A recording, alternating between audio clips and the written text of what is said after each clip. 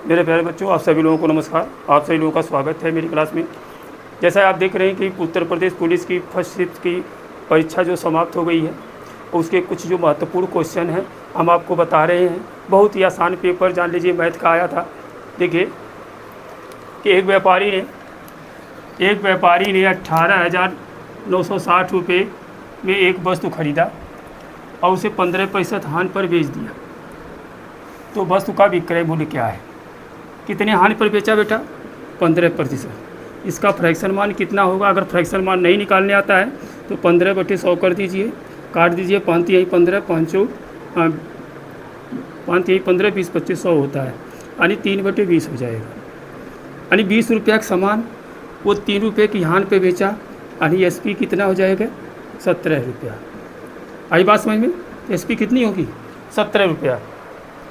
तो आप जानते हैं कि एक व्यापारी ने 18,960 रुपया में एक वस्तु को खरीदा और 15% हानि पर बेच दिया, तो वस्तु का विक्रय मूल्य यानी 17 पूछ रहा है, 20 का मान दिया है। तो आप कह सकते हैं कि 20 बराबर 18,960, तो 17 बराबर कितना होगा? तो 17 गुणे 18,960 बटे 20, 0 0 काट देंगे। 0 0 क्या है? कट जाएगा। 2 1 9 2, 2 9 18, 2 4 8, 1 बचा, 2 8 16। अब देखिए लास्ट का इकाई अंक इसका 8 है और इसका 7 है, तो 8 7 56, तो लास्ट में 6 आएगा। लास्ट में 6 आएगा। तो आपके पास 2 ऑप्शन है आगे कि 6 ही आएगा दोनों में। ठीक, ये नहीं होगा, ये नहीं होगा। अब आपको क्या करना पड़ेगा? गुणा करना पड़ेगा। ठीक, तो आप गुणा कर लीजिए। 948 17 से गुणा करेंगे। 7 बटे 56 के 6 हासिल 5 हो जाएगा, और 7 चौक 28 और 5 33 के 3 हासिल 3 हो जाएगा। 9 7 63, 63 या 3 कितना हो जाएगा बेटा? 66। अब 1 से करेंगे तो ही मान रहेगा।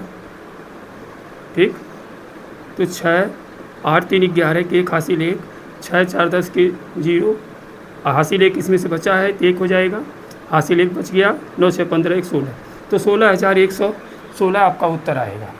क्या आएगा? 16,116। बहुत ही आसान प्रश्न था, है कि नहीं? तो इसी प्रकार देखिए एक दुकानदार ने, अगला क्वेश्चन क्या है, एक दुकानदार ने 15,400 रुपये में एक टेलीविज़न खरीदा और इसे 18,060 रुपया में बेच दिया।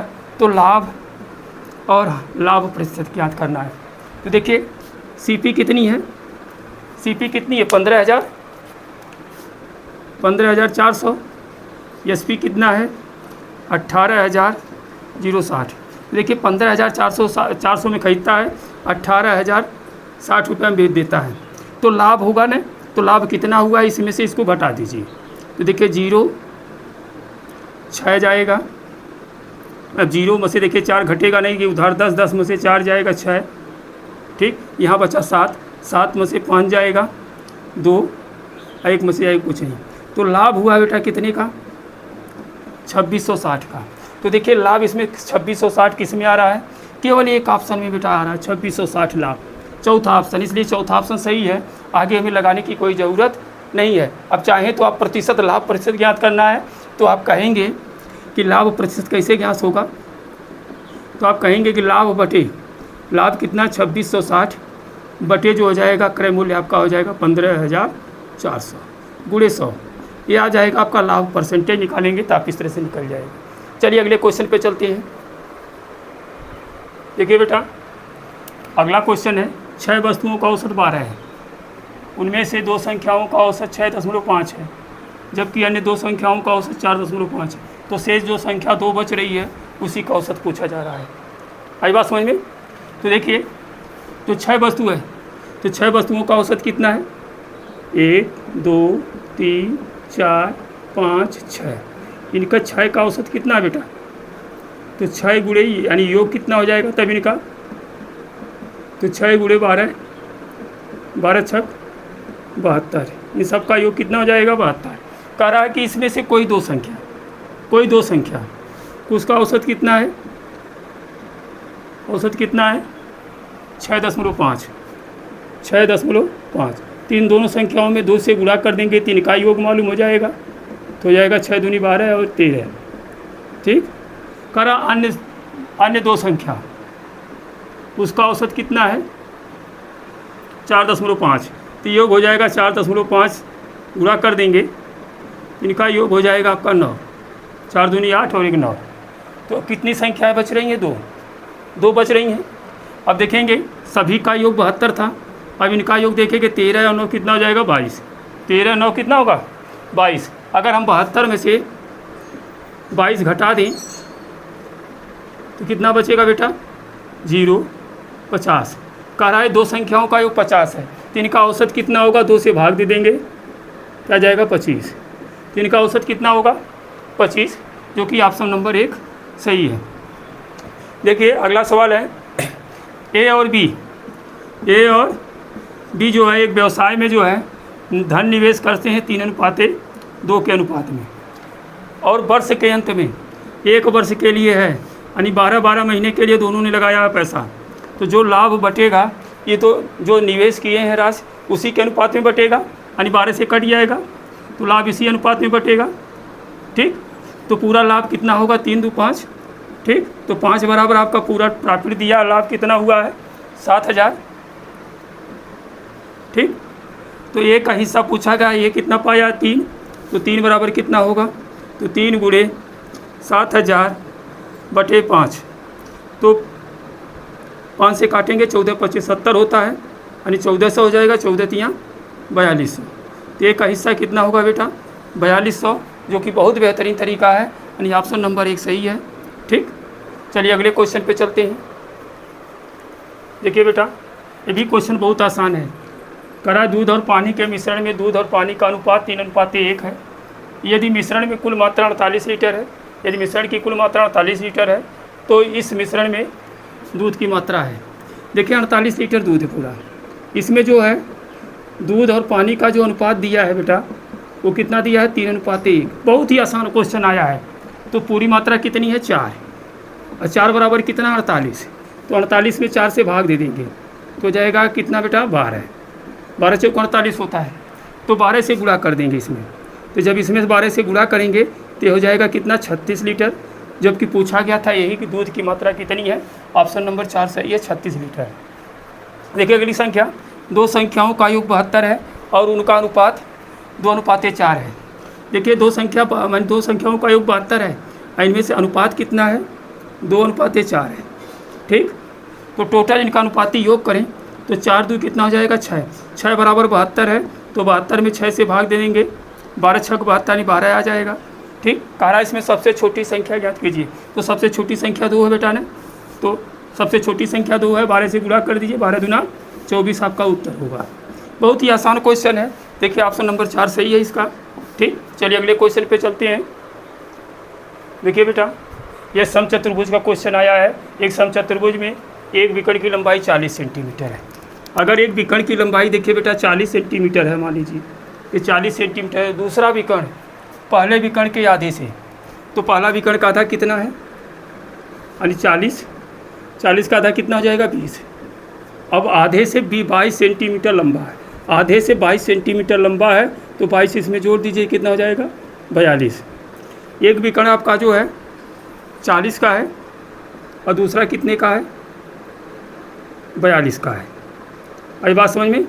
इसकी प्रत्येक भुजा पूछा गया है, जबकि प्रत्येक भुजा का मान बराबर होता है। आई बात समझ में। तो विकर्ण एक दूसरे को समद्विभाजित करते हैं, तो ये हो जाएगा 20, ये हो जाएगा 21, ठीक। अब इसका मान हमें निकालना है, यही भुजा है। देखिए यहाँ समकोण त्रिभुज बन रहा है कि नहीं बन रहा है बेटा, तो 20 और 21, 21 आधार हो जाएगा, 20 लंब हो जाएगा। अब इसका हमें निकालना है। आई बात समझ में। तो हम निकाल सकते हैं, अगर एक त्रिभुज बना दें इसे ABC, तो AC का मान निकाल सकते हैं, है कि नहीं।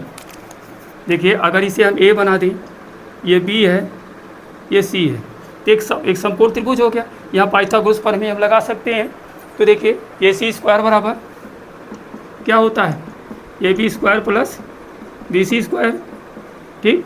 तो AC का मान पूछा है आपसे है, AB का मान दिया है 20 का वर्ग, और BC का मान दिया है 21 का वर्ग। तो जानते हैं 20 का वर्ग होता है कितना 400, प्लस 21 का वर्ग कितना होता है 441। दोनों को जोड़ देंगे तो जाएगा कितना 841। अब ये 841 किसका वर्ग हो सकता है? तो देखेंगे यहाँ एक किस में आएगा, दो का आएगा लास्ट में, 2 दूनी 4, 6 छक 36, पंचम 25, 9 9 81, तो एक यहीं आएगा। यानी आपका सही है कौन सा? 29। बहुत बेहतरीन तरीका बेटा है। चलिए देखिए अगले क्वेश्चन में, रिया एक बचत खाते में 10,000 निवेश करती है जिस पर 8% की वार्षिक चक्रवृद्धि ब्याज दर मिलती है, जबकि ब्याज वार्षिक संयोजित होता है, तो 3 वर्ष उसके खाते में कितनी धनराशि आएगी? तो 8% है, 8% का हम फ्रैक्शन मान निकाल सकते हैं, 8% का हम फ्रैक्शन मान निकाल सकते हैं। तो 8 बराबर कितना होगा? यानी 8/100, तो 4 दूनी 8, 4 25 हम 100, यही होगा। अब देखिए 3 वर्ष के लिए पूछा गया है, तो 25 से बढ़ के कितना हो जाएगा बेटा? ये 27, 2 बढ़ रहा है, 25 से बढ़ के हो जाएगा 27, फिर 25 से बढ़ के 27 हो जाएगा। ठीक, तो इनका आप गुणा करेंगे। ठीक, इधर देखिए, तो इनका हम क्या करेंगे? गुणा करेंगे। देखिए 600 यानी 25 का 3 बार गुणा करेंगे तो आएगा 15,625। उसी तरह से 27 का यानी 27 का घन जो होता है आपका बेटा है 19,683 होता है, 19,683 घन याद रहेगा, सवाल लगाने में कोई दिक्कत नहीं होगी। तो हम कह सकते हैं ये मूलधन है आपका है, ये मिश्रधन है। तो आपसे मिश्रधन पूछा गया है, 15,685 बराबर कितना है? आपका कितना धन है? 10,000 है। ठीक, तो 19,683 बराबर कितना होगा, ये पूछा गया है। ठीक, तो आप इसे देखिए 19,683 गुणे 10,000 बटे 15,625। अब इसे इसमें भाग देंगे। देखिए 25 से काटेंगे तो 625 आएगा, तो 25 चौका हो जाएगा 100 यानी 400 होगा। 25 से काटेंगे, 25 का वर्ग होता है 625, 25 आएगा। तो 25 से काटिए, 25 से कम 25, 15 बचा, 15 छक्का 150 यानी 16 हो गया। आई बात समझ में? अब 16 से इसमें गुणा करके 25 से भाग दे दीजिए, 16 से गुणा करके 25 से भाग दे दीजिए, और नहीं तो हाँ 25 यानी कर दीजिए, क्या करना है 16 से गुणा कर दीजिए। और जब 16 से गुणा करेंगे तो 16 3 48 के 8, हासिल 4 हो जाएगा, हासिल कितना हो जाएगा? 4 हो जाएगा। और 16 बट्ठे कितना होता है बेटा? तो 16 बट्ठे कितना होता है बेटा? 16 बट्ठे होता है 128। 128 में यदि आप 4 जोड़ेंगे तो हो जाएगा कितना? 2। 16 बट्ठे 128 होता है, उसमें आप 4 जोड़ देंगे, 128 में 32 हो जाएगा, 132 होगा, 132 के 2 हासिल हो जाएगा कितना? 13। अब 16 से करेंगे गुणा 6 में, तो 16 छक्का कितना होता है? 96। और 96 में अगर आप 13 जोड़ देंगे तो 6 3 9 और 9 1 10 हो जाएगा, 9 1 तो 6 3 9 और 9 1 10 के 0 109 हो जाएगा। तो 109 के 9 हासिल 10 बच जाएगा, आपका हासिल 10 बच जाएगा बेटा। और 16 9 144 होता है, 16 9 144 और हासिल कितना बचा था? 10 जोड़ देंगे तो जाएगा 154, 154 के 4 हासिल 15 बचेगा। तो 16 का 9 16 और 16 या 15 जो है 16 15 31 हो जाएगा। तो ये हो जाएगा 31। ठीक ना? तो हम कह सकते हैं 3,14,928 है, इसमें आपको 25 से भाग देना है। तो 25 से करनम, ठीक 25 से करनम 25 कितना बचा इसमें से बेटा? 6, 25 6 31 होता है ना, तो हो जाएगा 64। तो 25 दूना 50, कितना बच गया? 14। कितना बच गया बेटा? 14। अब हो जाएगा 149। ठीक, तो 25 25 125 होगा, और 25 छक्का 150, 149 है, तो 5 बार भाग जाएगी, 25 25 125, यानी अभी और आगे जाएगी बात, लेकिन अब यहीं हमारा ऑप्शन लगभग मिलने की तैयारी में होगा। देखिए 125 आया है, शुरुआत में 124 है, 123 है, 128 है, 125 है, यानी ऑप्शन नंबर 1 आपका सही है। बहुत बेहतरीन तरीका है, आप ऑप्शन देखते रहिए, इस तरह से लगाते रहिए। ठीक, चलिए अगले क्वेश्चन पे चलते हैं। देखिए बेटा इसमें इकाई अंक पूछा गया है, इसके विस्तार से।